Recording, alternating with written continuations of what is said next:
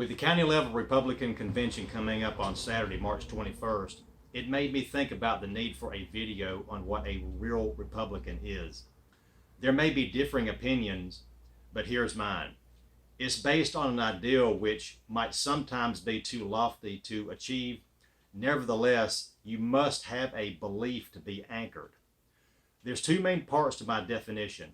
First is divine morality. That is essential to being a productive citizen. Our common morality has been what, at least in past times, bound us together as a nation. And that was understood across all denominations and predominant religions. Second is the autonomy of the individual. Most of us who read American history recognize the name Thomas Paine and a pamphlet he wrote called Common Sense. It dramatically shaped attitudes towards British rule and made a convincing argument for American independence. Autonomy of the individual is threaded throughout his writing, that colonists should rule themselves.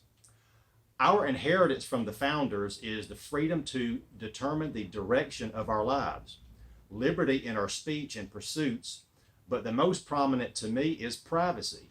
So, in my opinion, a real Republican in office uses these to make decisions. Unfortunately, we have a significant number of phonies in our party. It's not always easy to spot. Fake Republicans wear their pro-life or build that wall badge, all while robbing you of your freedoms through taxes, fees, and regulation. Take my opponent, Greg Tapley.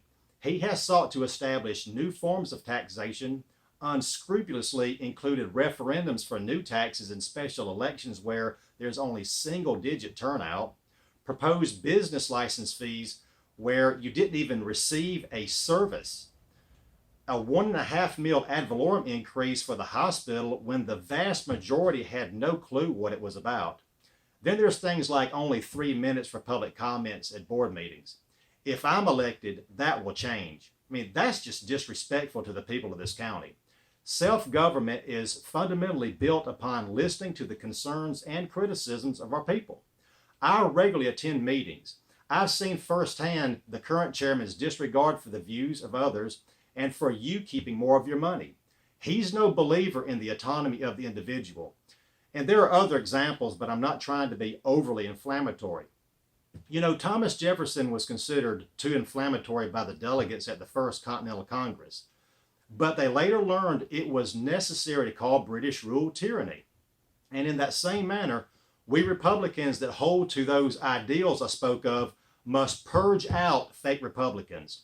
It's really our duty to do so. I hope you want a county representative in office that does not stray from core values. Cast your vote for Mike Bilderback, Monroe County Chairman. Thank you.